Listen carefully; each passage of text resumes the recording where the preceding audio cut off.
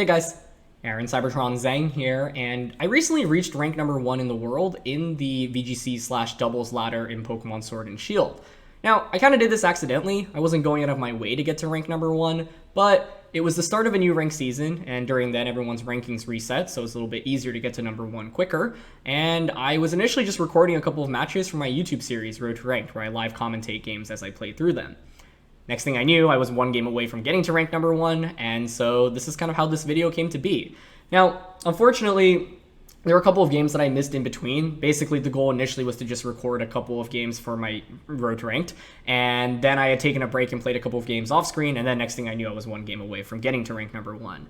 The good thing is that during those couple of games that I did not record, they were all pretty one-sided and went by very, very quickly, and so they weren't nearly as exciting as most of the other matches that we had. And throughout this process, I played a bunch of really well-known players like Wolfe, Glick, the 2016 World Champion, as well as Joe UX9, one of the best VGC players in the world right now, as well as one of the most active content creators. And so, yeah, I hope that this is a video that you enjoy. I've timestamped everything in the description below if you want to skip around, because I will be covering the team, the battles, and doing some post-reflection as well. So feel free to jump to whatever you're most interested in, and thank you so much as always for watching. By the way, if you are new to this channel, welcome. My name is Aaron. I'm a competitive Pokemon player, and I specialize in VGC/doubles. I used to compete super seriously, winning a couple of regional and national titles, and got third at Worlds in 2013, and qualified for 8 different World Championships, but these days I focus a little bit more on commentary and content creation as well. So if you're new, welcome. I really enjoy having you here, and if you are a returning viewer, thanks so much as always for watching. So leave a like if you do enjoy, give me any feedback, because I've never really tried to do too many dedicated rank number 1 climbs, and so if this is something you want to see more of, let me know in the comment section below, and also let me know how I can improve these in the future as well. So yeah, let's get started. Before we get started, today's episode is sponsored by Into the AM. They're a super awesome apparel company, and they make all kinds of different clothing. Their most popular line is their line of graphic tees, which you can see on the screen. I'm also currently wearing one at the moment, as you can see, and they're always coming up with really cool graphic tees. So right now you can get 3 for $60, and if you use the code CyberVGC10, you can get an additional 10% off your next order. I've linked some of my favorite products from them down in the description below. I wear their clothes all the time, and in addition to graphic tees, they have some really nice hoodies, bomber jackets, shorts, and joggers, all which I wear pretty frequently. So check out my favorite products from them down in the description below. Use those links if you want to order from them and get a couple of discounts, and thank you to them for continuing to support the channel. The team that I used for this run featured Alolan Persian, as well as Assault Vest Kyogre, Zacian, Scarf Mix Landorus, Life Orb Offensive Zapdos, and Iron Defense Body Press Ferrothorn.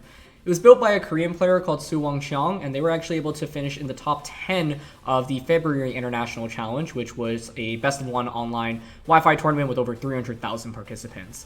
So this team caught my eye because it just has a lot of fun techs, and I also think it's just very consistent. Of course, when talking about this team, we have to start off with Alolan Persian. And by the way, I've linked Suwong's Twitter down in the description below, as well as a rental and a paste for the team. So huge thank you to him for making this team public.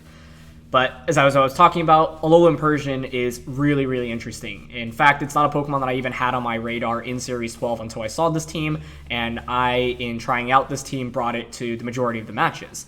Alolan Persian is cool because it is a very fast fake-out user. It's faster than most of the fake-out users you're going to run into, generally, like Rillaboom, Incineroar, and Grimmsnarl, so you can fake out all of those before they can get an attack off. And Persian is also very fast.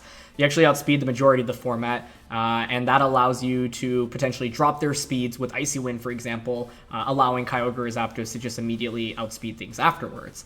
Persian also gets access to some very nice support in Fake Out as well as Fake Tears, and the Fake Tears is really nice because this team does have a lot of special damage with Kyogre and Zapdos, so the goal is to Fake Tears into a max move from Kyogre or a max move from Zapdos often. Those two Pokemon, by the way, are going to be your best max options by far, and so you want to basically just overwhelm your opponent with offense with either of those. Assault Vest Kyogre here is really cool. We've used Assault Vest Kyogre before, but this set has Hyper Beam. You're probably wondering, what the heck does Hyper Beam do? The main reason it's on this team is because Fake Tears plus Hyper Beam / Max Strike from Kyogre can one-shot Gastrodon, and Gastrodon is one of the most common Pokemon in the format.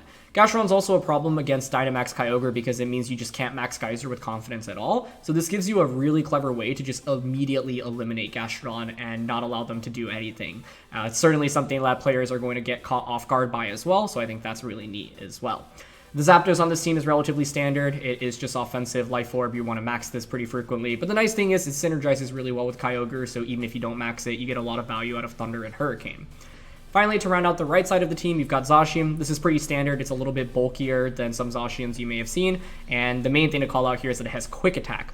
Quick Attack is a surprise move. It's not that common on Zacians, but it's really nice in finishing things off. And the reason I like it a lot is because I feel like Kyogre is one of those Pokemon that often will bring your opponent's Pokemon to like, 10-20%-ish or so, but struggle in actually picking up the KO without a item boosting its special attack. And that's where Quick Attack on Zacian is really nice, where you can just finish things off with it. Finally, to round out the team, you've got Scarf Lando-T.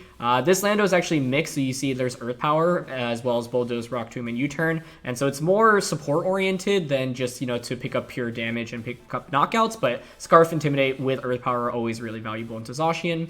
And finally, you've got Iron Defense, Body Press, Ferrothorn. This Pokemon is really good, especially into some of the Trick Room comps that you'll go up against. For example, Calyrex Ice Rider plus Kyogre. Teams that feature those, Ferrothorn is an absolute monster against. You have to be careful in bringing it because a lot of Pokemon do carry Sacred Sword, like Kartana or Zacian, for example, so they can ignore your defense boosts, but Ferrothorn can be an absolute beast, and it also has Power Whip, giving you more Grass-type coverage against Water types like Kyogre or Gastrodon, for example. So if you want to see the exact EV spreads for this team, check out the paste in the description below, but generally, this is just a really, really cool team. The Pokemon are relatively standard outside of Alolan Persian, but the EV spreads are really intricate, and also the team just, features Persian in itself, and that's one of the main stars here for us. So yeah, I am excited to finally dive in now. Our first game of the brand new season, and we're up against Zacian, Calyrex, Incin, Indeedee, Glick. All of that feels pretty standard, and then there's a Kingdra thrown into it all. That's really interesting. Kingdra can obviously take advantage of my rain, should I set it up. My opponent has mainly fast Pokemon, but they do have a Trick Room mode with Indeedee, Calyrex plus the Incineroar. So you could lead Incin, Calyrex, or Indeedee plus Calyrex to try to get up Trick Room. So let's say they lead with Indeedee plus the Calyrex. Well, I've got Ferrothorn, so that's helpful. I don't love Zapdos here. So I think it's probably Persian, Zacian, Kyogre, and Ferrothorn in this matchup. Yeah. I think I'm down for a Persian plus Kyogre lead, Zacian plus Ferrothorn in the back. If you go with Indeedee plus Calyrex, I can just go for a Water Spout turn 1 and then pivot the Persian into Ferrothorn and then go for like Iron Defenses in subsequent turns. I could also Body Press first if I'm worried about Indeedee having like Shadow Ball to activate a potential weakness policy on Calyrex after they get Trick Room up. So we'll see what lead they opt to go for. It's going to be Indeedee plus Calyrex. Okay. It's kind of what I was expecting. Not too bad. I could even go for Fake Tears here. I have Foul Play on the Persian as well. Foul Play is actually pretty valuable in dealing good damage in a Calyrex. It could also be Focus Sash Indeedee. So, a bunch of plays we can make here. I expect just Follow Me into Trick Room. I don't want to commit a Dynamax on Kyogre quite yet, I think. We don't see a Psychic Seed on the Indeedee. So, I want to just switch Persian out into Ferrothorn immediately. And just go for a Water Spout on turn 1. I think that's relatively low risk here. And the nice thing about Ferrothorn is that it actually will outspeed my opponent's entire team under Trick Room. So if we didn't have Ferrothorn, Trick Room would be a much tougher matchup, but that's exactly why I wanted to bring it. If you look at the other Pokemon we could have brought in this matchup, both Zapdos and the Landorus-T are really weak to Calyrex Ice Rider's Ice-type attacks, so it doesn't make as much sense to bring those. Okay, Indeedee opts for Protect. That's a nice play. We will get the Water Spout off, but Calyrex here most likely will survive. So kind of a risky play because I could have just gone for Foul Play plus Water Spout into the Calyrex slot, get a KO, and then probably just win the game off that. But my opponent makes a slight gamble here and it pays off for them. So nicely done. Okay, now what do we want to do? Indeedee can of course go for a Follow Me. I've got Iron Defense on this thing, so that's really strong. I don't mind going for Iron Defense here. In this matchup, Kyogre is the only Pokemon that really should be maxing. What's interesting is, do you really feel... Do you want to max Calyrex at this position, right? because it's taken so much damage already. I could see them still going for a max, so I think here I'm down to Iron Defense, max the Kyogre, and just go for Geyser until the Calyrex slot. Okay, so they're not going to max Calyrex, that's totally fine. After an Iron Defense, we take so little damage from it, and I can just Body Press it for a KO. Ferrothorn in the rain here is an absolute beast against my opponent's team. This was a slightly weird one for the Persian, just because it's not super good if Trick Room gets set up. And I wanted to have Ferrothorn out to pressure my opponent immediately should they click Trick Room on turn 1, which was, you know, most likely what they were going to opt for. Okay, it's just going to be a helping hand here, so that's fine with me. We'll get a KO. They won't even do that much damage thanks to the Iron Defense here on the Ferrothorn. I'll get the KO onto the Calyrex, getting rid of one of their 2 restricted Pokemon, and they're just going to Glacial Lance. Cool, totally works for me. Yeah, we don't take much damage from that at all, and now we get a knockout. Calyrex Ice Rider is really scary if it sets up Trick Room and it's at full HP, because then it's a huge Dynamax threat. But given that we did so much damage to it to start off the game, my opponent was already in kind of a tricky spot. And here's the awkward thing, right? Like, Calyrex Ice and Zacian don't exactly have the best synergy, because yes, you've set up Trick Room, but it's not like you have a slow, restricted Pokemon, like Groudon, for example, to sweep me under Trick Room. Yeah, he restricted his Zacian, and that's actually not very good under Trick Room. In fact, it is going to be the fastest Pokemon right now. So, the slowest under Trick Room. I expect Indeedee to just go for a follow me here. I'm content just clicking Body Press into Zacian as well as a Max Geyser here. If Zacian doesn't protect and Indeedee goes for like a helping hand or a protect, we KO Zacian. That should just allow us to win the game. If Indeedee goes for follow me, then we'll get the knockout onto Indeedee, and Zacian at best maybe gets a knockout onto one Pokemon, but we'll see. It is going to be follow me from the Indeedee, that's okay. So we get a nice +2 Body Press off here. This into Geyser should definitely be a knockout, regardless of item. So that's good. And yeah, I'm curious what my opponent is going to Dynamax in this game. They have a Kingdra, so I wonder if they brought it, but having Kingdra and Zacian in the back would just be so counterintuitive to setting up Trick Room on turn 1 of the game. They're actually going to opt for Sacred Sword onto the Ferrothorn, which is nice because this means Kyogre actually gets to stick around for another turn. So, Ferrothorn did what I needed to in this game, which was really pressure the Calyrex. Although now if my opponent's last Pokemon is Incineroar, actually Incin wouldn't have been that good for my opponent anyway. They set up Psychic Terrain, so I can't click Fake Out right now with the Persian. Their last Pokemon is going to be, what? It could be Glick, Kingdra, Incineroar. I guess Kingdra is the only really scary thing out of those. So, okay, I don't mind just bringing out my Zacian here, honestly. What is their final Pokemon? If I had to guess, it's Kingdra, but then it's like setting up Trick Room on the beginning of the game didn't really help them. And it's actually going to be Incineroar, okay. Yeah, this is really awkward for them because I can just Max Geyser into the Incin. I guess one interesting play you could make is if, like, Max Incin and then Max Guard with it. That's actually a pretty cool play. So, how many turns of Trick Room are left here? There's still 2. It's my last turn of Dynamax here. How many turns of Psychic Terrain do we have left? 2 as well.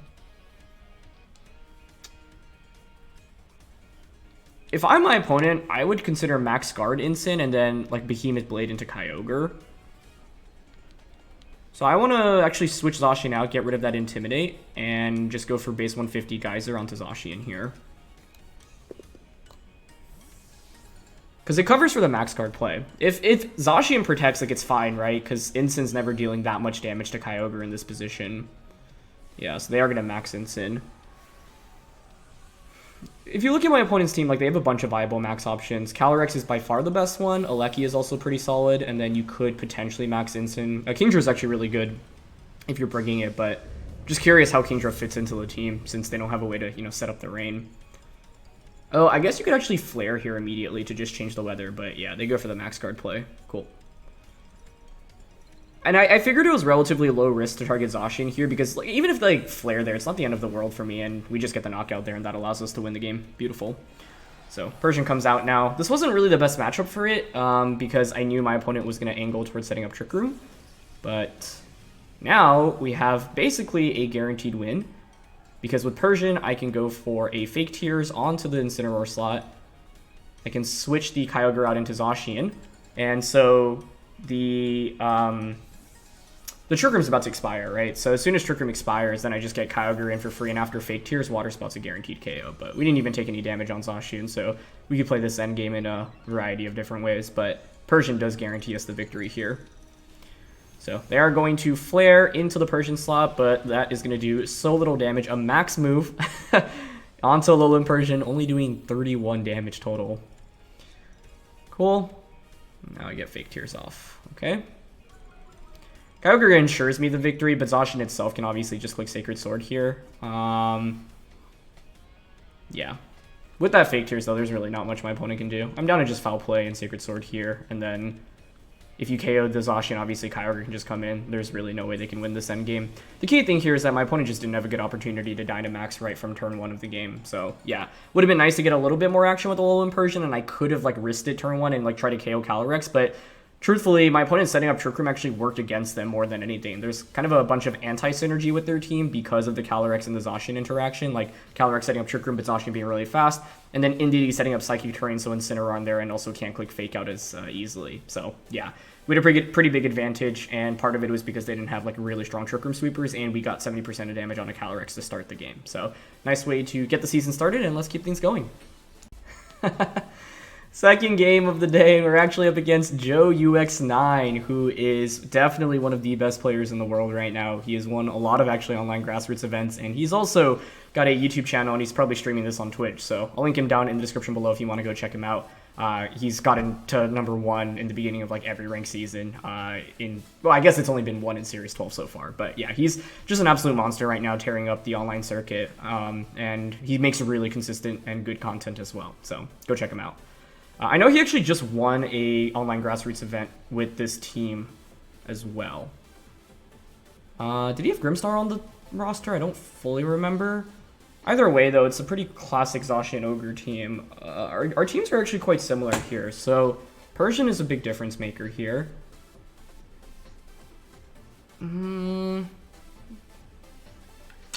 Like, there is Power Whip on the Ferrothorn here. I'm leaning towards Persian plus Zapdos lead, Zacian plus Kyogre in the back. But I think this is a matchup where you could very easily make a good argument for all of the Pokemon. So, I'm not sure which was really best or worst here, but either way, yeah. Excited to play against Joe. I don't think I've run into him on the ladder really in a long time. And he is truly one of the best players right now. He's also making content like pretty much on a daily basis. So like him and Marco, who we just used his Barraskewda team, are just two of like I think the most impressive players at the moment in the scene. Okay, they're gonna go with Zapdos and Zacian. So the good thing for Persian here is that I have Icy Wind support. Turn 1's so interesting already, because, like, if you're Joe, you obviously might be worried about Fake Out into, like, Max Flare on Zacian. I could play really aggressively there. I've got Kyogre and Zacian in the back. With Persian, for example, one play I can make is Icy Wind. If I'm Joe, I'm probably protecting Zacian and going for Airstream here onto Persian.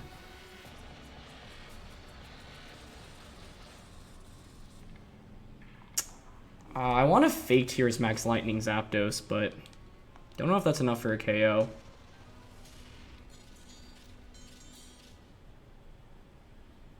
I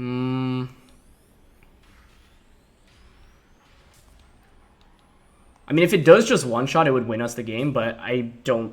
It depends. I mean, one, like, we might just speed tie with Zapdos, right? That's the first thing. I don't know. He might also just attack with Zacian here, honestly, because, like, he can read into me saying, oh, it's so obvious, I'm going to try to click Fake Out onto him. So, I don't love my play here, but I didn't really see a great way around covering for him going for Protect into Airstream on turn 1. I feel like that's just a pretty powerful play. Wow, that's a nice play. Protect into Sacred Sword. Wow, really well done. Okay. That was just like a hard read there. Because of course I could have opted for like Fake Out plus Flare into Zacian, but from his end it's really high risk for me to go for that, right? Because he can obviously just Protect, so nice read. Okay. Honestly though, that's okay. Like, it's not the end of the world here. So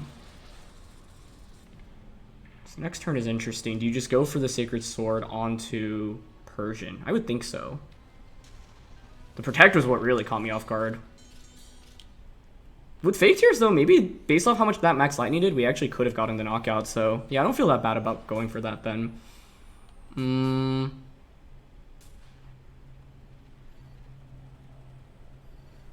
I revealed Fake Tears. He's got to be a little bit worried about maxing Zapdos, but it's probably still his best option. Actually, you could just max an Airstream here, right? Into Persian now.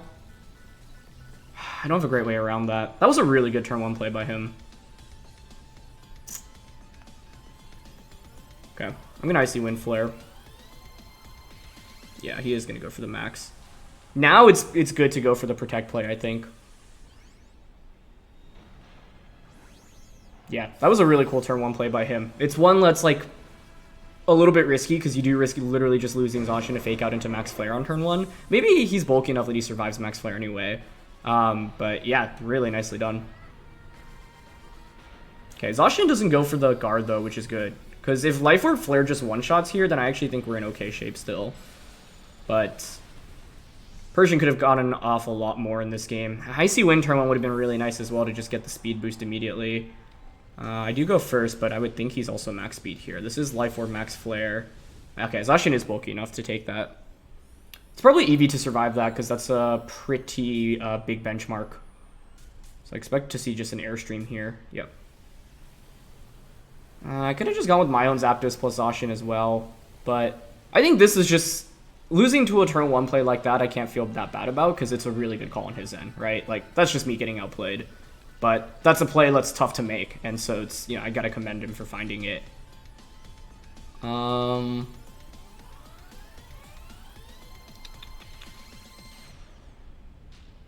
Okay, so the problem here is that he has that speed boost now as well. I do have Assault Vest on the Kyogre though, so this is probably my best bet. But Joe's very in tune with the meta, so I wouldn't be surprised if he knows this exact team and all the sets that it has as well.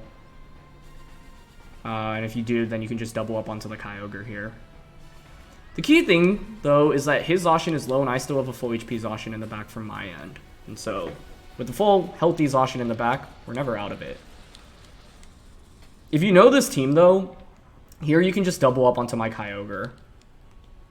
He's got an extra turn of Dynamax with Zapdos as well, which is even more scary. So, I'm going to Origin Pulse here. I feel like I'm pretty behind in this game, so I like want to think about making a big play. If he doubles up on a Zacian, it depends on the item on his Kyogre, I suppose. Okay, I actually will attack here. I was thinking about max guarding. Okay, yep, it's going to play rough. We do survive that, but like I said, I think it's going to be a double up here. Yeah. I have no way around that since I'm Assault Vested. I could have switched out into Zacian, I suppose. It actually would have been able to take both the Play Rough and the Airstream and probably survive. But would I even want it to survive at this point? I'd rather... Well, the problem here is because he has the Airstream advantage now. Yeah, I needed to start Airstreaming in the beginning of the game, I think, but never had a really good opportunity to do so.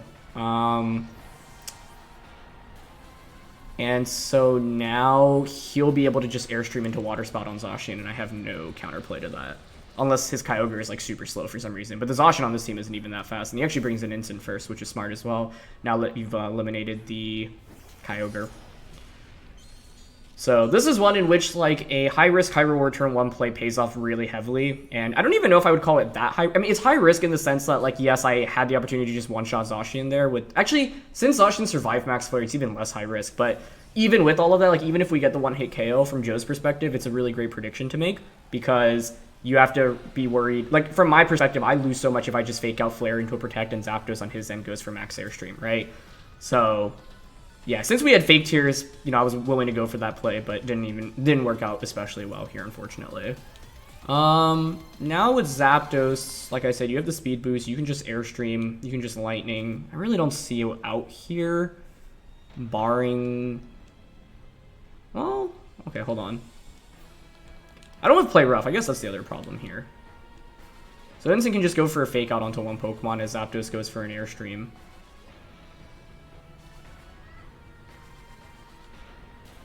I'm actually not giving up yet because I think there is still a slight win con.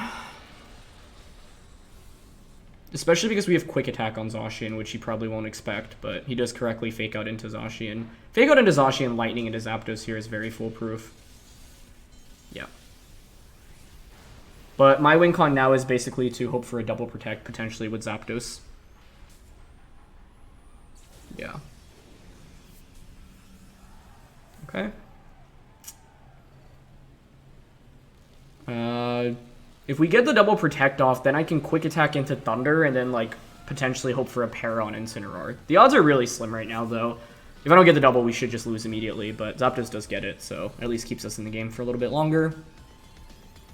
Okay, he is going to Thunderbolt into that slot, but this is a neutral Behemoth Blade here, so it's not even going to do that much damage, and he can obviously just Parting Shot now. The interesting, though, thing is if you Parting Shot, you go into Kyogre, I actually do just have a Thunder, obviously, to just threaten you. Okay, and I think Zapdos is in Quick Attack range. Static comes out, but I can't complain. Yeah, and there's Parting Shot.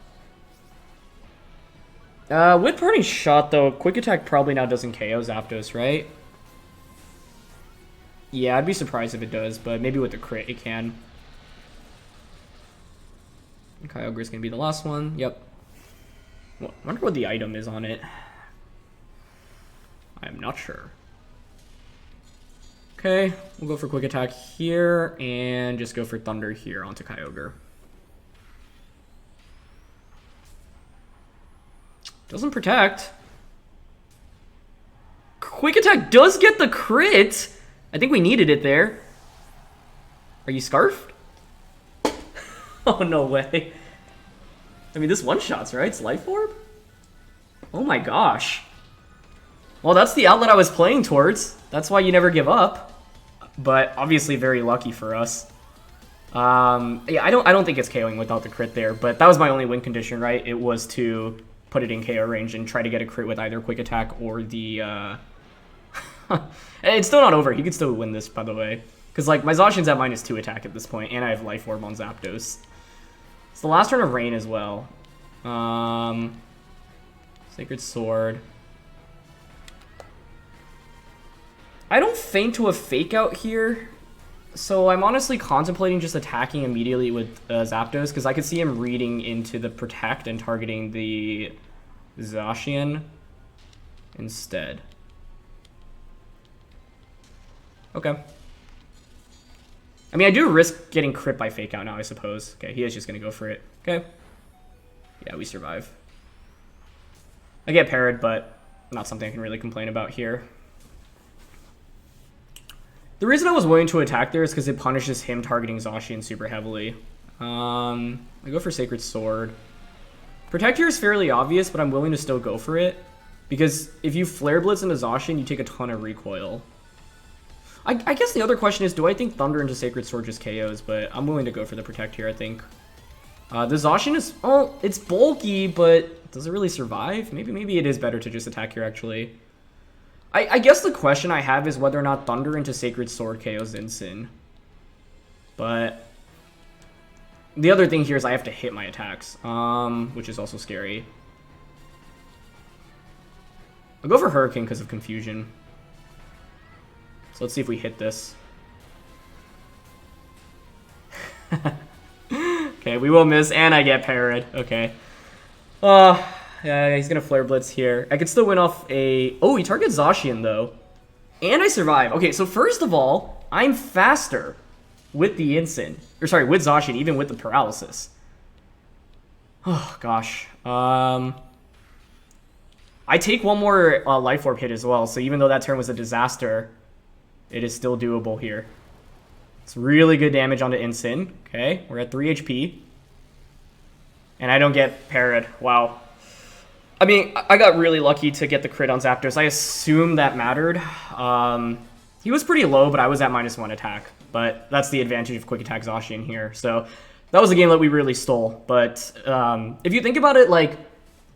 you know, if you have any out, even if it's very, very slim, you go for it, right? Like, it looked really, really dire, to be honest, and he just made a really good play on turn 1 that put me in a really tricky situation, but we at least found a path to victory. You know, obviously, you never want to rely on winning on good luck, but if you can find an out, then you at least have to go for it, right? So, yeah, like, outplayed me really heavily on turn 1 of this game, and I think his Zapdos management, like getting the first max airstream off, put him in a really good spot. But we found one slight way to get back into it, and in the end, it actually ended up working out. But that end game was really stressful. So yeah, shout outs to Joe. Please go check him out. Like I mentioned, he's making content, streaming very frequently. So I've linked him down in the description below. And yeah, that was a game in which, of course, I had good luck on my side, but that was the only way we could win that one. But we turned a very bad situation into one that actually gave us the win in the end, so we'll take it. But let's keep things going.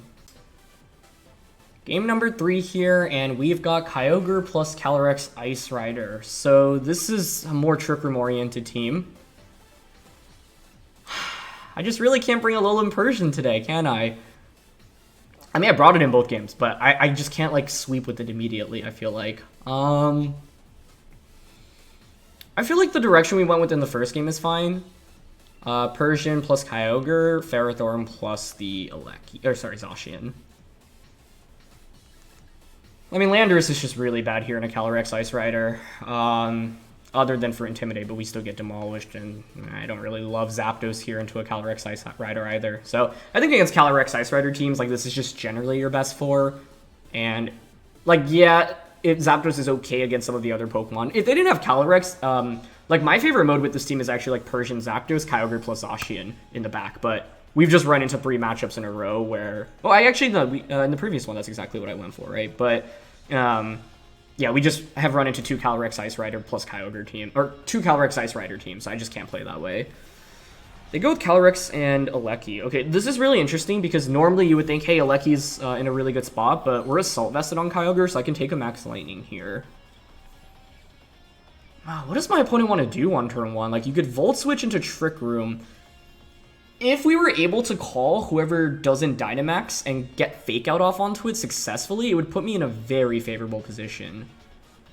But that's not really a gamble I love taking.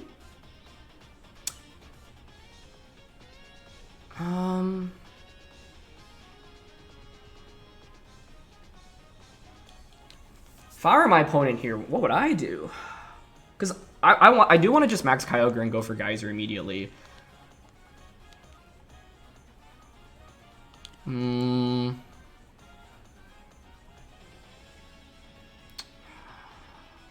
Tricky. Okay. I'm going to Fake Out Glick, Max, and Geyser. So here's the idea. Even if you Dynamax and I waste my Fake Out, yeah, they're going to max it. The reason I'm okay with this is because Fake Out breaks a potential Focus Sash on Glick, and Sash is actually a decently common item on it. So yes, you're going to get a Max Lightning off, but I'm just going to get a knockout onto your Dynamax Pokemon to start off this game. Unless you're Assault Vest Glick, which also could be the case here. My fear was if I Fake Out Calyrex and you're Focus Sash on Glick, then yeah, I deny Calyrex's attack, but then Glick gets a Max Lightning off, and then you can just KO me next turn.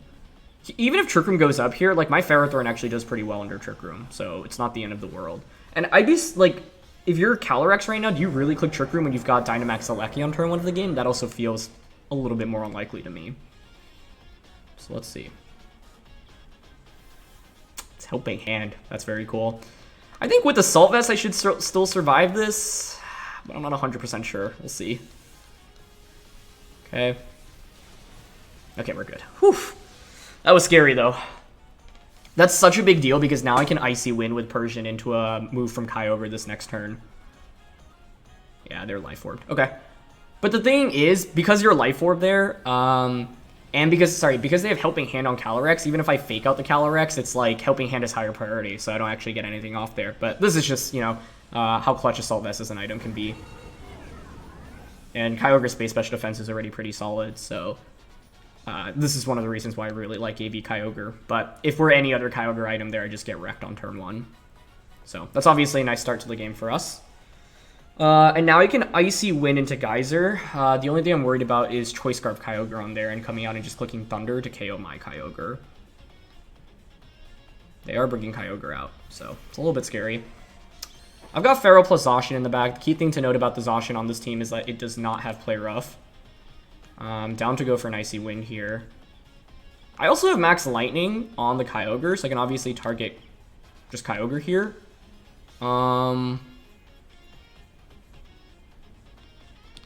Okay, I guess part of the question I have to ask myself is, what do I think their final Pokemon is going to be? Trick Room still scares me a little bit from their end, so...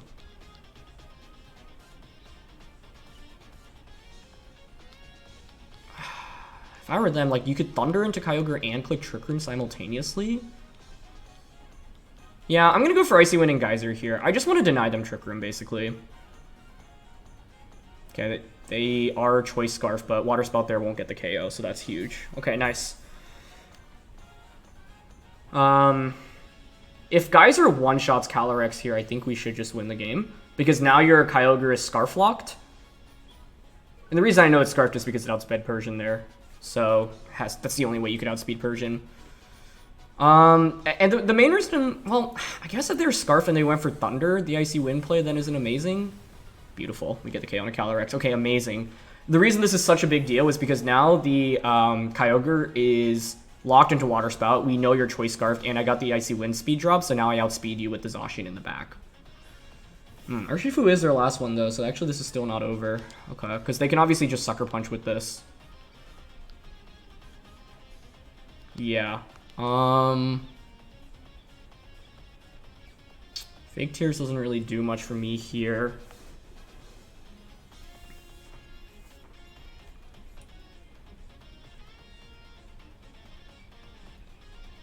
I guess the other question is whether or not Water Spout KOs the Kyogre. I'm just gonna Icy Wind. Yeah, this is still very winnable for them, actually. And Lightning into Kyogre. Okay, they're gonna Sucker Punch into the... if I switched out into Ferrothorn there, it would have allowed... Oh, yeah. I actually think... Because if I switch out into Ferro, then I can bring Persian back in, and then just Fake Out plus Power Whip for a guaranteed KO. Oh, actually not really, because, yeah, I can Fake Out Urshifu, I guess. Well, let's not think about that. Let's think about winning the game right now. Okay, so I know you're Scarf locked right now with the Kyogre, so I can guarantee target that slot with ease here. I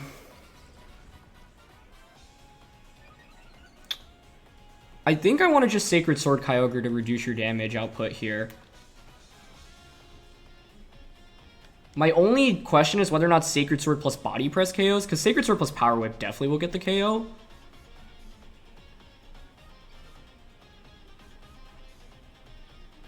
I'm also thinking about splitting my damage here. But because I know Kyogre is Scarfed, like, I really don't mind doubling up onto it here.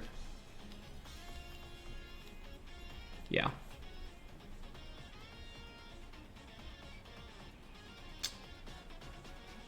I didn't go for Power Whip though. I went for Body Press because the thing is, even if I miss, if I get the Body Press, it's guaranteed damage. And perfect, they protect Urshifu. Yeah. The protect makes a lot of sense here because you're basically hoping I target your Urshifu, but with knowledge of my opponent's item here, there's very little incentive to go for that. Because Zacian should win here if Kyogre doesn't get a big Water Spout off, so that's all we need to deny.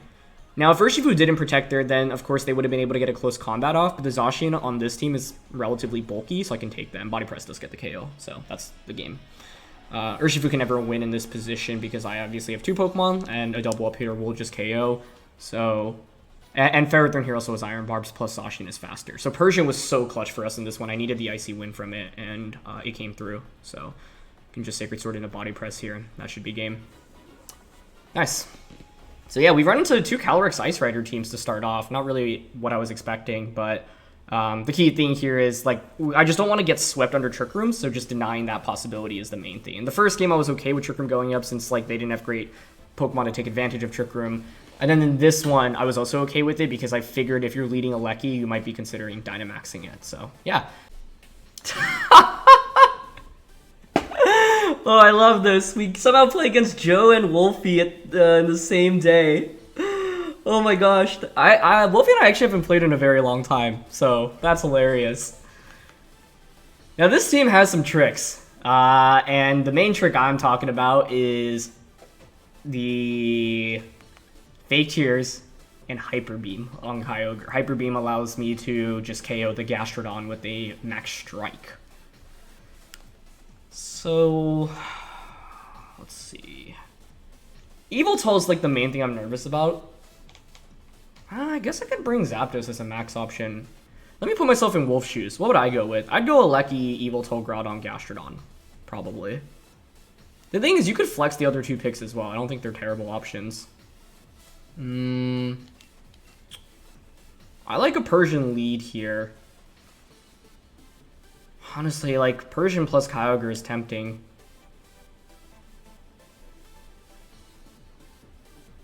Landorus is Scarf Rock Tomb. Not that helpful in my opinion. Yeah, I'm gonna go Persian, Kyogre, Zapdos, and Zacian. If we didn't have Hyper Beam on Kyogre here, I think this would be a very difficult matchup. It still is pretty tricky because I think he's got the weather advantage. But if we can like surprise him with Fake Tears into Max Strike and just eliminate Gastrodon and basically render a Pokemon completely useless, that gives us such a big advantage. I could also see him bringing Grim over Glick in this. Yeah, he's gonna go Grim Yveltal, so he's playing the bulky route, which makes sense. Okay. Turn 1's so interesting already. His goal is going to be to set up Light Screen and just probably keep snarling me.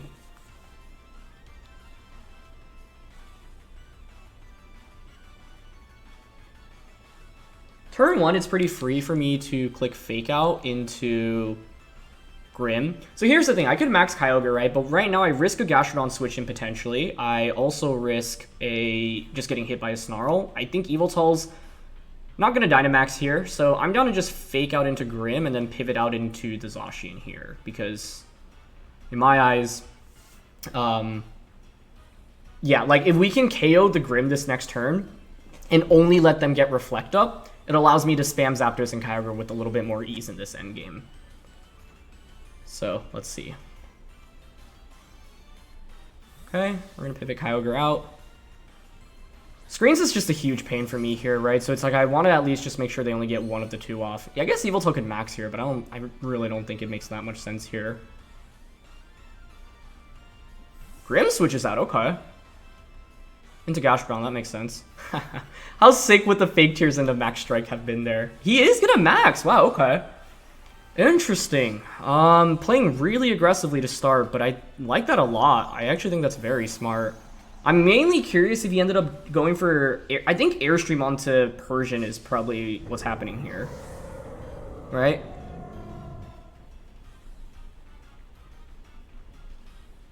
Okay. Got Fake Out off. He goes for Darkness. That's very good for me, in my opinion. That is very good for me. Okay. That's excellent. So now what? Gastrodon can threaten me with Earth Power. Yveltal can max Airstream. I have a free Icy Wind to take.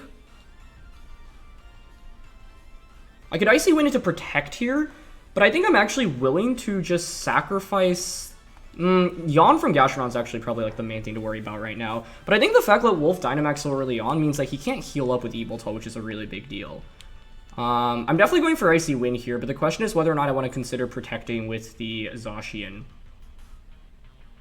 But honestly, I'm down to just attack here because I know he's Assault Vested on Yveltal. And so if Yveltal only gets 1 attack off, that's a really big deal. I'm just nervous about missing Icy Wind now. Okay, good damage there. Icy Wind does connect. Good. Turn 1 worked out okay. Turn 2, I could have played more defensively and actually just switched out Zacian into Zapdos as well. Now that I think about it, I think that's a decent play. Because I think the Gastro here is almost always going to click Earth Power into Zacian, but he may read into me switching out and have clicked like Yawn instead. But Earth Power on Gastro here on a Zacian is just a pretty consistent play. And would punish me for, let's see. Yeah, he just opts for Earth Power. Okay, so that's a safe play.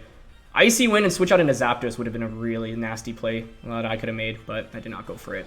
That being said, though, I feel okay about our position right now. The key thing right now, though, is that the Gastrodon is Yawn. Yawn is going to be annoying. But you know what allows me to get around Yawn? It's Max Lightning. I'm just thinking who I want to Dynamax right now. If I bring in Zapdos, I can obviously just KO the Yveltal.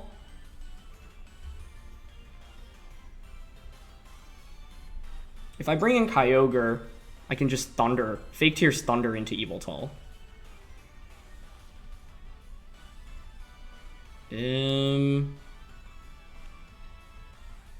Actually, would I rather Fake Tears or Icy Wind? I think I'd rather click Icy Wind, right?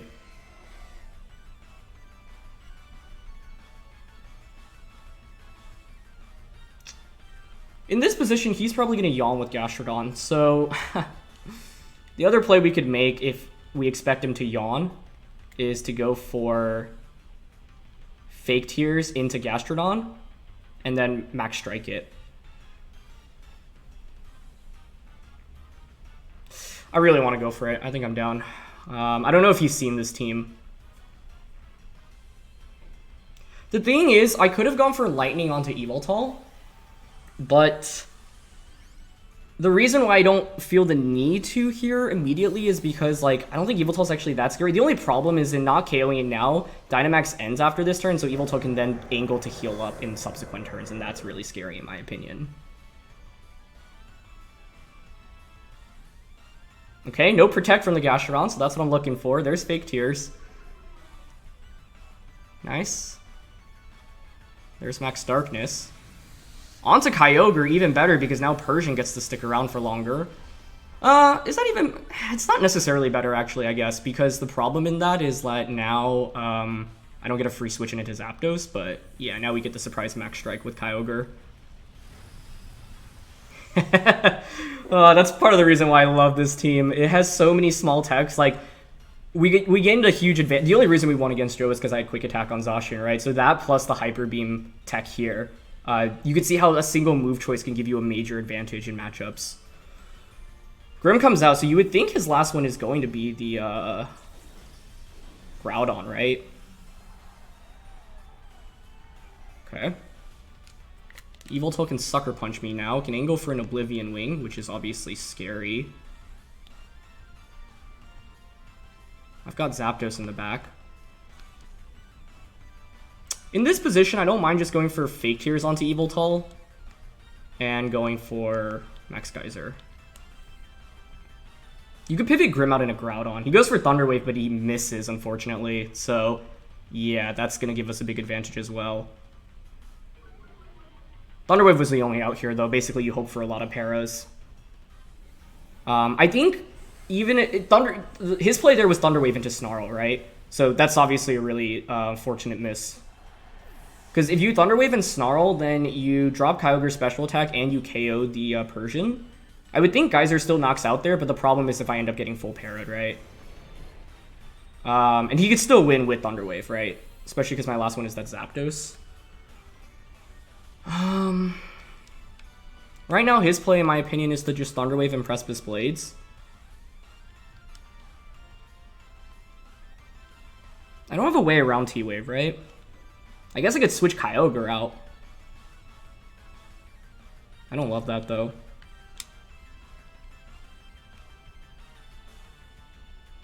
Like, I think here...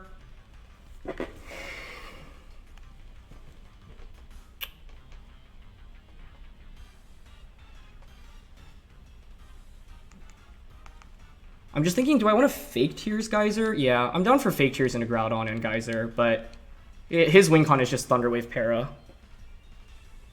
Okay. This is scary. This is very scary. I will get Fake Tears off successfully, which is a big deal, but the problem is, like, if I get parried here, I don't get to change the weather. I don't care about not knocking out Groudon, it's about changing the weather here that I really want. Kyogre takes that, no problem. That crit was on... I think that was on Persian. So let's see. Okay, Kyogre does not get full parried. Amazing. There's Geyser. That should be a knockout, right? Whew! This is what the Persian is designed for, you can see, but I have to acknowledge my good fortune today. Both against Joe and against Wolfe here. Since I dodged the Thunder Wave and then didn't get parried this turn. And dodging the Thunder Wave the previous turn was also a big deal because it prevented him from getting an attack off with the Yveltal. But yeah, the beauty of the Fake Tears plus Max Strike combo here. Like, that alone sways this matchup and turns it from unfavorable to maybe even, I would argue. Maybe even more favorable in my position, if you don't know about that combination. I think, though, I didn't play this game perfectly. Like, I really think I had the opportunity to switch out the Zacian into Zapdos to take the Earth Power. That would have stalled another turn of Dynamax on Yveltal's end, and then on turn 3, I would have been able to just Thunder Yveltal for a KO while still conserving my Zacian. So that feels like my execution there was slightly suboptimal, but at the end of the day, yeah, ended up working out. I think Pokemon-wise, I wouldn't change anything. It just doesn't make very much sense in a best of 1 to bring Ferrothorn or Lando-T, but Ferrothorn here, would I ever bring?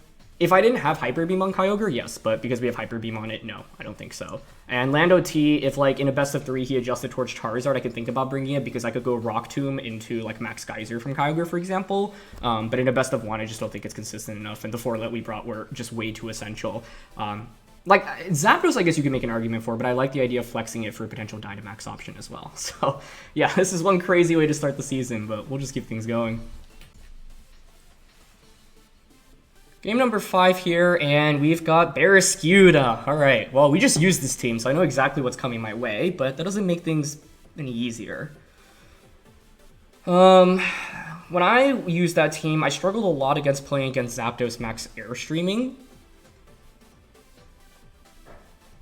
The other thing to note is, like, we can take advantage of Kyogre here with Max Lightning to just one-shot Barraskewda.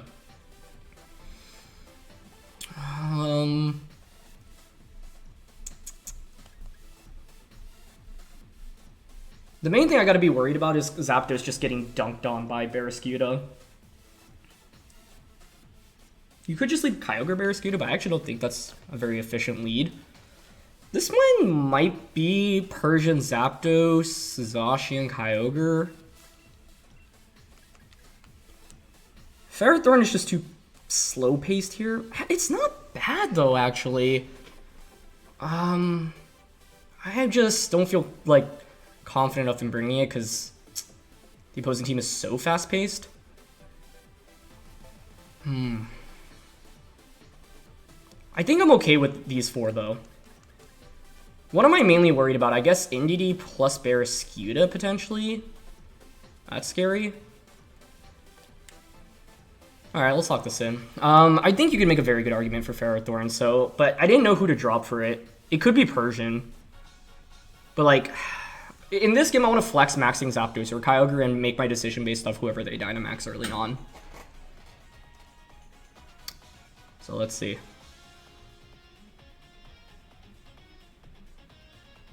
Kyogre Barraskewda immediately. Okay. I'm okay with this, I think.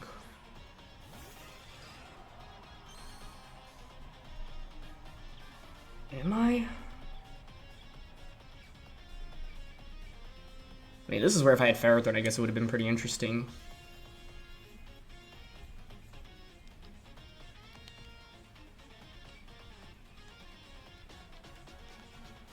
Zacian's gonna be in the back, right?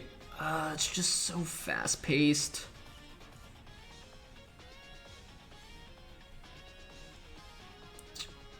I can obviously fake out into Kyogre here.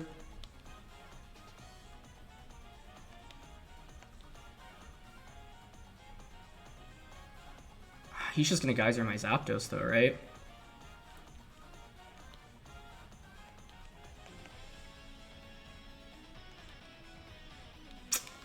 Yeah, I got outled here. I mean, Kyogre Barraskewda was the obvious lead, but I still didn't cover for it very well. What was my best answer against Kyogre Barraskewda specifically? It would have been my own Kyogre. Yeah, I should have led my own Kyogre plus... Oh, that's so smart to block my fake out. Nicely done. It's probably going to be a double up to just KO my Zapdos immediately. That's a really good play. That's a really, really good play. Nice. Yeah, I mean, I don't think Zapdos is surviving here. How sick would it have been if I read that and like fake Tears Lightning into Kyogre? That would be like a game-winning play, but that's like, you're never going to go for that in a best of 1. Okay.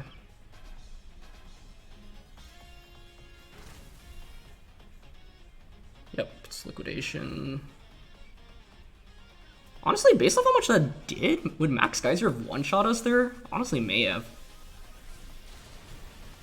The interesting thing, though, is by maxing your Kyogre, now you are just going to be slower. Because you don't have the Choice Scarf anymore. And so that actually maybe gives us an opportunity, especially with Icy Wind on Persian. I assume it's a Geyser and a Zapdos here as well. That's a really cool turn 1 play. Yeah. I don't have a super consistent way to beat that turn 1. So I do lose my Dynamax immediately, but I think it's maybe still okay. He's probably just going to bring out Zacian, right?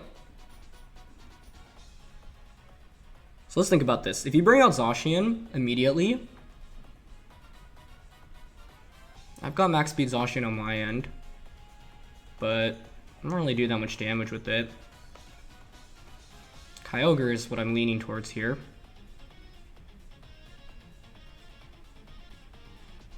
Yeah, I think we go into Kyogre here.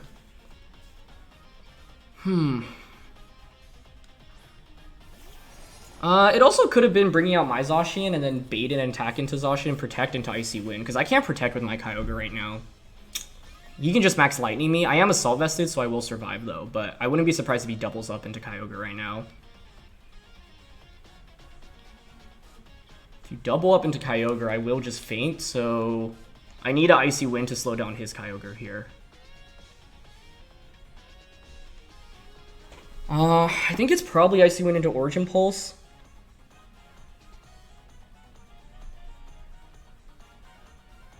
Yeah, I'm gonna go for that. Turn 1, it was just a really good protect. Okay, Zacian protects. Man, I was so close to trying to think about Fake Tears into Lightning there. That would have been such a sick play to make. I think this will allow him to win the game now. Unless actually you target the... I wonder if Fake Tears Lightning would have KO'd there. The problem with Fake Tears Lightning is like Kyogre would outspeed as well. But I probably did need to take some risks in this game because I was already kind of behind.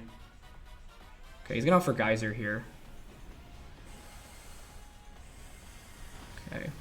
The other problem is he didn't lock himself into a move pre-Dynamax, which is really smart. So now, like, I have to deal with Kyogre after Max as well, which is terrifying. Great protect on Zacian there. Now at least my Kyogre will outspeed. I would think Zacian just targets the Persian slot. If you target Persian, I could switch out. I'd rather just stay in here, I think. I don't think Thunder will KO Kyogre here anyway. Water Spout won't KO either, though. I'm gonna go for another Icy Wind. And... just Origin Pulse, I think. Yep, so there's Sacred Sword. The thing is, I'm Assault Vested, so I can take a Max Lightning from Kyogre right now, at least, but... my opponent outplayed me in 2 turns in this game, and I miss Origin Pulse on Zacian. Okay, that's probably GG then. I needed to hit that to have a chance. I could have clicked Water Spout, though, instead. Yeah, because now I will just faint. Like, if I hit that, then Origin Pulse into... like, we're actually... I actually should have just gone for Water Spout there, I think. Because, like, the odds of you targeting Kyogre there feel pretty slim when you know that Persian can Icy Wind or Fake Tears you. Well, actually, I guess I haven't used Fake Tears yet. We could still also win off winning a speed tie into a crit on Zacian, but yeah, I think Water Spout there would have actually maybe just allowed us to win the game. Because the thing is, if I get the Water Spout off, Zacian will survive, but with very low HP, and then I can just Quick Attack into Thunder. Oh, actually, I'd only gotten 1 speed drop, so they'd still outspeed my Kyogre anyway. Never mind. I could also hope for them to mess up here and target my Zacian with their Zacian instead. So I don't necessarily need to play towards the crit win con either. I can Sacred Sword Kyogre here because I outspeed. Hope that they forget about the fact I've dropped their speed with Icy Wind. Okay, they switch out. That's the correct play. Into Kartana, yeah. Okay. Yeah, and Sacred Sword into Kyogre. That's a KO. If we had connected... I should have just Water Spouted instead of Origin Pulsing. That was my mistake in this one. But my opponent made some really good plays. Like, Dynamaxing Kyogre on turn 1, really, really smart. Going for the, yeah, Dynamaxing Kyogre on turn 1, and then also going for the... Protect on Zacian that turn. Like, I could have punished both of those plays really heavily, but yeah, they just played, like... and made, like, found some really, really nice plays. It's really volatile, but, the nature of that kind of team is you just play very aggressively, and like even one surprise play can just win the game for you immediately. So yeah, I don't want to take up any. Well, actually, could we still win this? Yeah, if they miss Origin Pulse here, if they lock themselves into Origin Pulse, and we win a crit and speed tie Zacian, we could still win. But they just locked themselves into Spout, which is smart. Yeah, now there's no way to win. But there was still a slight opportunity there, so it's not a 0% chance. You know, I'll always go for it. So basically there, it's like if you're nervous about Water Spout or not doing enough, you should always Water Spout there, but you could always mess up and click Origin Pulse or Thunder instead. With Origin Pulse, for example, you can obviously miss. So yeah, but kudos to my opponent there. They made some really good plays with that team. Maxing Kyogre immediately, very smart. And the main play I regret in this game was not going for Fake Tears plus Thunder, but I don't know if that would have just won me the game either, because then they just get Kartana in for free, and then you can just knock out both of my Pokemon from that position. So the key thing is that the Zapdos lead did not work out very well for me. And Kyogre Barraskewda is pretty telegraphed, but I still didn't have a good way to stop it. Trying to think what else I could have gone with, and the best bet would have been bringing Kyogre out immediately, because my Kyogre threatens both of those Pokemon immensely well. So something like Kyogre and Zapdos is interesting, because the Zapdos will pressure Kartana if they lead that, and then the Kyogre will pressure Kyogre Barraskewda lead. So I think I just didn't have the best lead there. It still was okay, but it's really volatile on turn 1, depending on who I click Fake Out onto. And it's so hard to feel comfortable clicking Fake Out onto Barraskewda, obviously. So my opponent found a really good Dynamax option in Kyogre and going for it immediately. That was really, really smart. And that, you know, losing Zapdos that early on so bad, because Zapdos is the primary sweeper you want to utilize with this team. But we don't have great speed control to match like Tailwind or Rain, for example. And I don't have like a Tailwind either. So I just have to accept I'm going to get outsped early on. And Barraskewda is just such a major threat there. So yeah, really well played by my opponent. So that was the initial set of games that I recorded. Like I mentioned in the beginning, I played a couple of games in between off-screen before the final match that I'm about to show you. Now, in the games that I had played off-screen, there wasn't anything too crazy. I had taken a loss in the first one out of the 4. They had led with Calyrex plus Zacian, and they had Indeedee plus Glick in the back, and I had went with Persian plus Zapdos. And basically, they did a very good job stalling out my Zapdos' Dynamax and put themselves in a position where the Regieleki could Dynamax and just KO everything. Part of the problem is that, you know, this team is pretty speedy, but they have really some of the fastest Pokemon in the format, Glick, Calyrex plus Zacian, and I didn't do a very good job max airstreaming enough with Zapdos to make sure my Pokemon could outspeed them. So not only did they stall out my Dynamax, but the 4 that I brought also didn't have any resistances or immunities to Regieleki, so it was prime for Glick to just, you know, Dynamax and go for max lightnings. And so, yeah, that was a pretty swift loss. The other games were all relatively fast victories. The most interesting one was probably against the team with Calyrex Shadow Rider plus Solgaleo, where they had went with Bulldoze into Solgaleo to activate Policy on turn 1, and I had led Persian plus Zapdos, and I just went for Heat Wave plus Foul Play, and because the Bulldoze went off before the Foul Play, they ended up going for a target onto Zapdos. KO'd Zapdos, but I did get the Heat Wave off before they KO'd me, and then Foul Play just finished off Solgaleo, and so that kind of just won me the game immediately. And the other matches were relatively quick and straightforward, just against, I think, standard Zacian teams, if I remember correctly. But yeah, that's the context there. So I had played these 4 games off screen and reached Master Ball tier, not knowing, you know, how far into Master Ball tier I would be, and well, you're about to find out. All right, this is for all the marbles. Yeah, you know, didn't think I'd be ranked number 2 when I ranked up here, but here we go.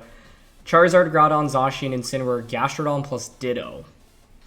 They have a Gastrodon, which can be both a good thing and a bad thing. It can be a bad thing because obviously Kyogre doesn't love going up against it, but we've got the Fake Tears tech here. How sick would it be to get rank number 1 with Persian and Kyogre using Fake Tears?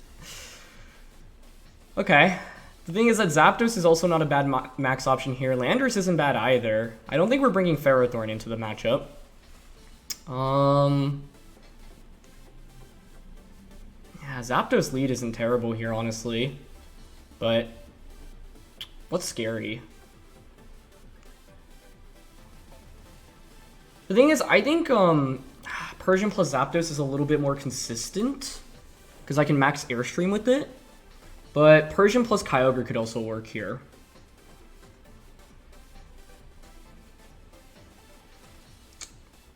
Persian plus Kyogre. It's just Zapdos has Airstream potential.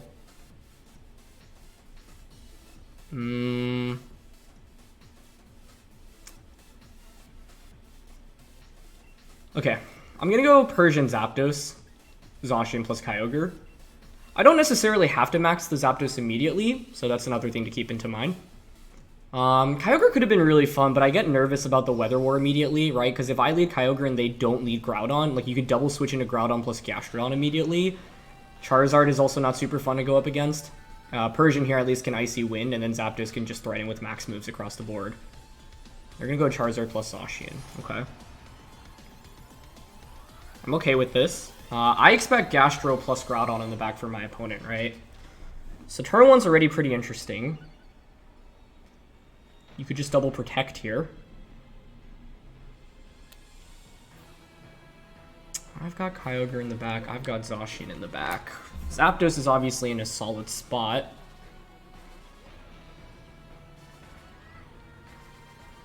I mean,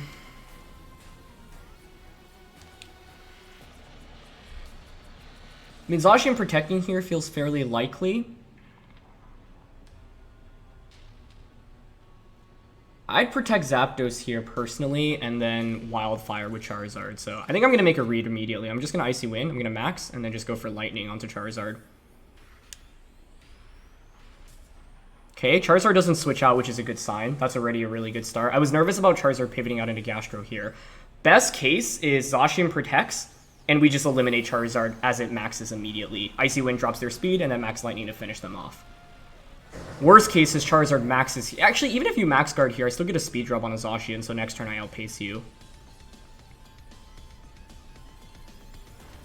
It's Choice Scarf Charizard. Wow, I didn't see that one coming. Okay.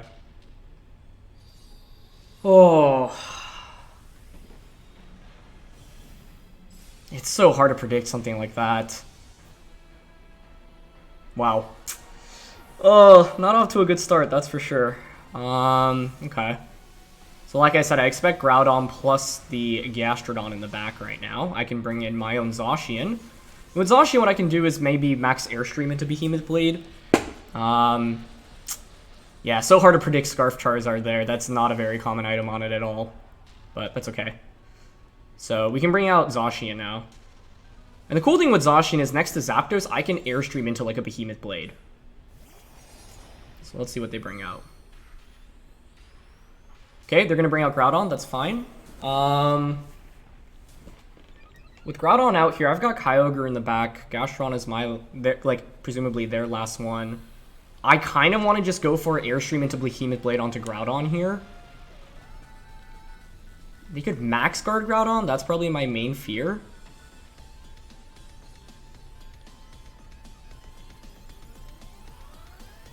But I think that's the only thing they can go for that really scares me. Anything else, and even just getting a speed boost onto my Zacian is really powerful here.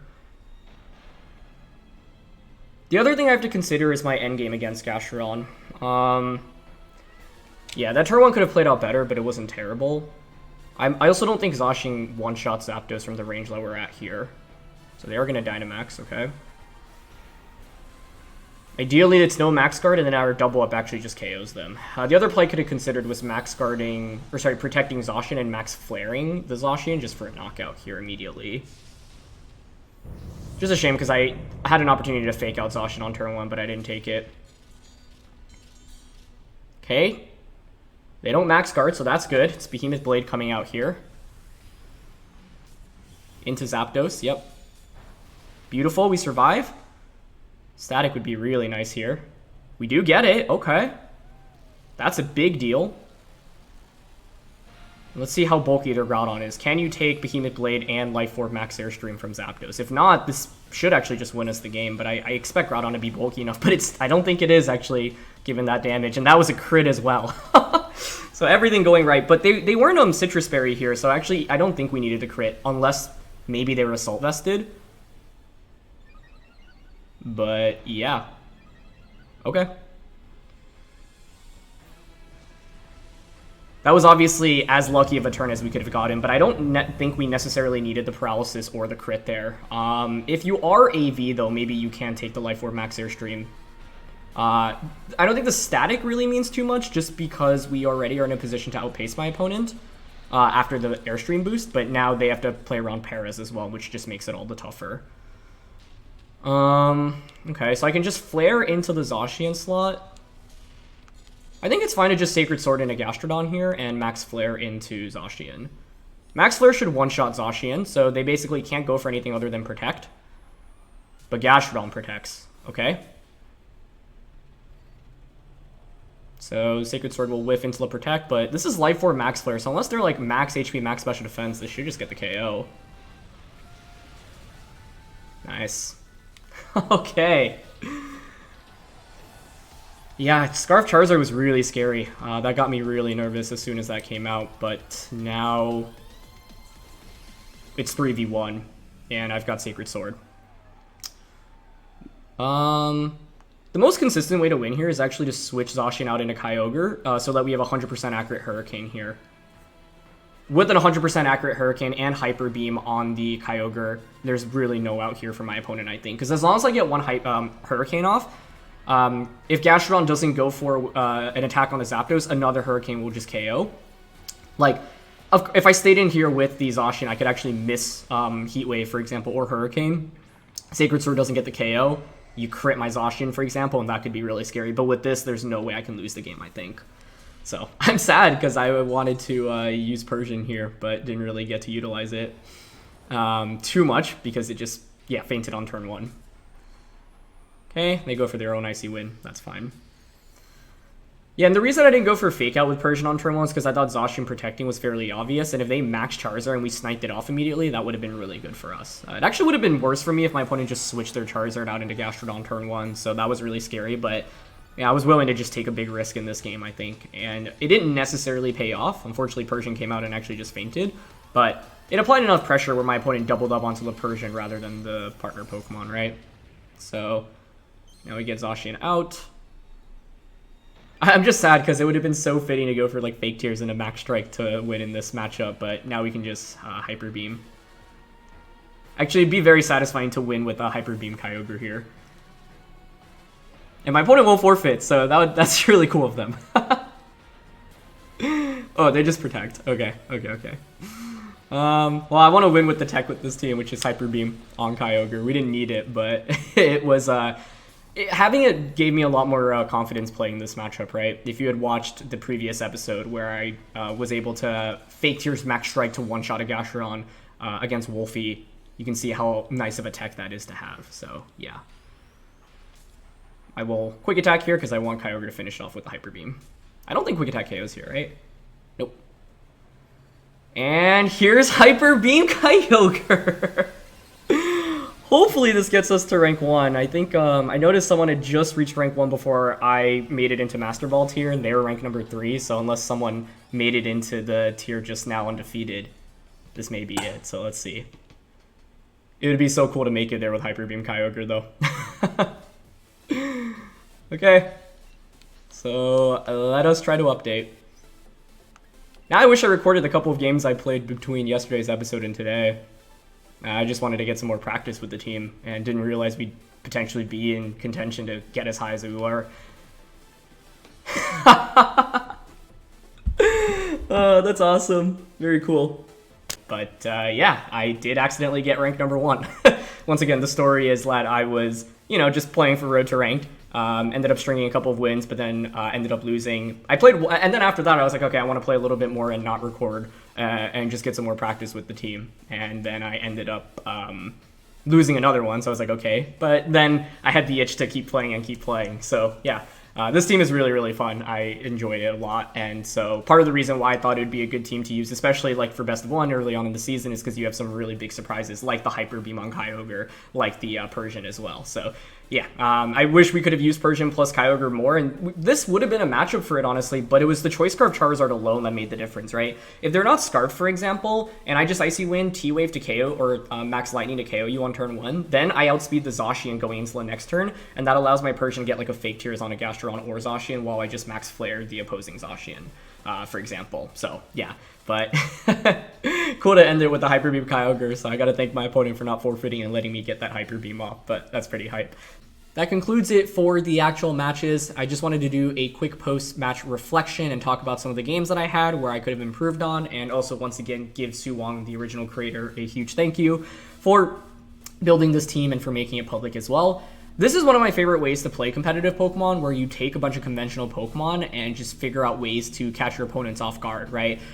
Like, for example, the Quick Attack was the one thing that saved me in my match against Joe. If we didn't have Quick Attack, there was no way out of that. And with Kyogre, for example, the Hyper Beam into the Max Strike was the tech that I needed to beat Wolfe's Gastrodon. And so I don't think it's like a coincidence that against the two of the best players that I played against, it was these big surprise moves that was able to give me a major advantage, right? And so that's how like team building is such an important element of Pokemon as well. Even a single move decision can go a long way in giving you a major advantage or sometimes disadvantage, depending on the matchup, right? And so, yeah, I think overall, I was very lucky in this run.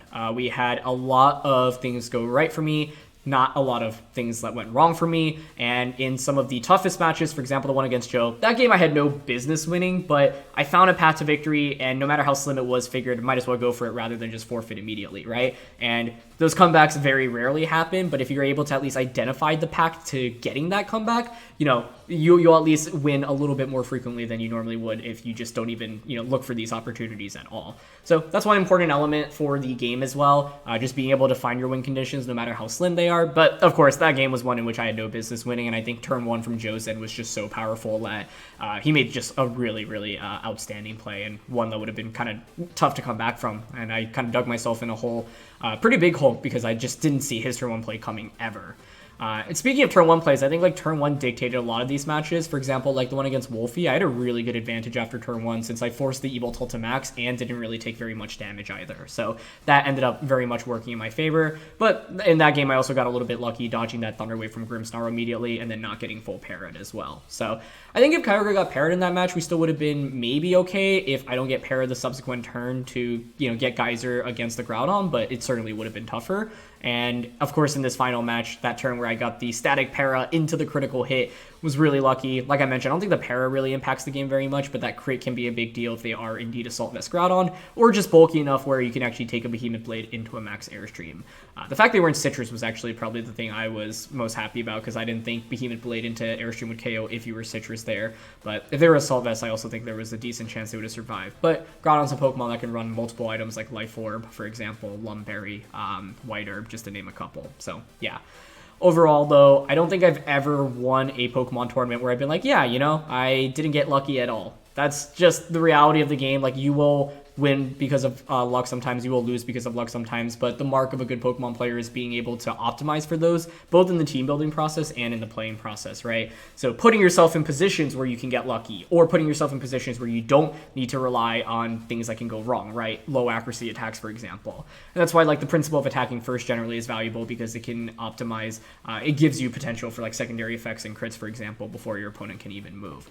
And so, yeah, luck is a part of Pokemon, but at the end of the day, the best players are able to mitigate it as much as possible and also put themselves in position where they can take advantage of it. But at the end of the day, of course, I did get fairly lucky, but that's part of the game, and I will take my blessings and run away with them. So, yeah.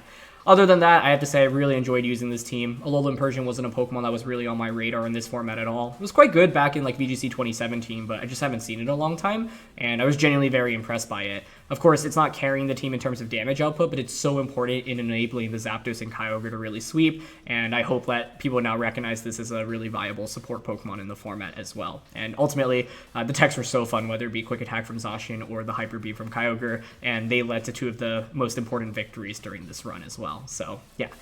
That is going to be it for this video. Thank you so much if you have stuck along all the way until now. I know it was long. We had a lot of games. We had a lot of different, parts throughout, but I really appreciate it. And yeah, this is something that I had a lot of fun with. You got very lucky. It was a serendipitous timing, but overall all came together for this video. So I hope this is something you enjoyed. If so, leave a like if you did. Let me know any feedback in the comment section below. And once again, thanks to Into the AM for sponsoring today's video. I'll see you guys soon.